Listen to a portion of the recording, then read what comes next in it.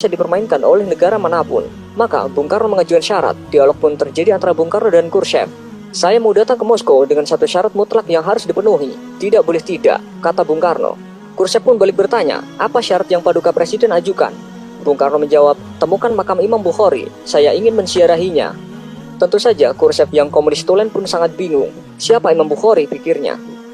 Khrushchev segera memerintahkan pasukan elitnya untuk menemukan makam yang dimaksud. Ternyata hasilnya nihil.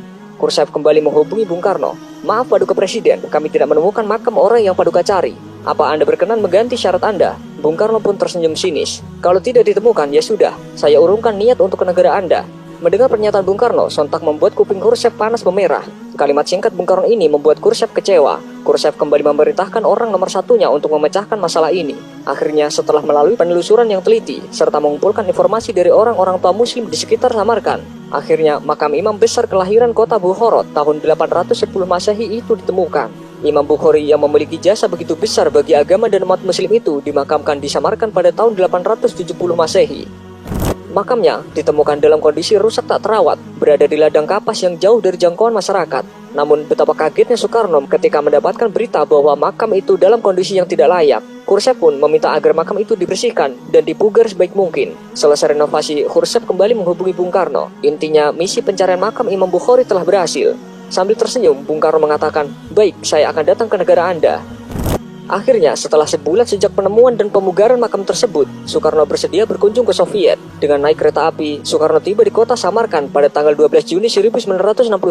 Ribuan orang menyambut kehadirannya. Di sepanjang jalan, penduduk menyambutnya dengan meneriakkan nama Indonesia dan Soekarno sambil mengibarkan bendera merah putih. Sehari sebelumnya, puluhan ribu orang juga menyambut kehadiran pemimpin besar revolusi Indonesia ini di kota Tashkent, ibu kota Uzbekistan. Indonesia adalah satu-satunya negara yang hingga kini sangat dihormati oleh penduduk Uzbekistan dan Samarkand khususnya. Sejak Bung Karno tiba pada malam hari, beliau langsung membaca Al-Quran sampai pagi hingga beliau tidak tidur. Saat ditemukan makam dalam kondisi tidak terurus, Soekarno meminta pemerintah Uni Soviet agar segera memperbaikinya. Ia bahkan sempat menawarkan agar makam dipindahkan ke Indonesia apabila Uni Soviet tidak mampu merawat dan menjaga makam tersebut. Dengan emas seberat makam Imam Bukhari akan diberikan sebagai gantinya.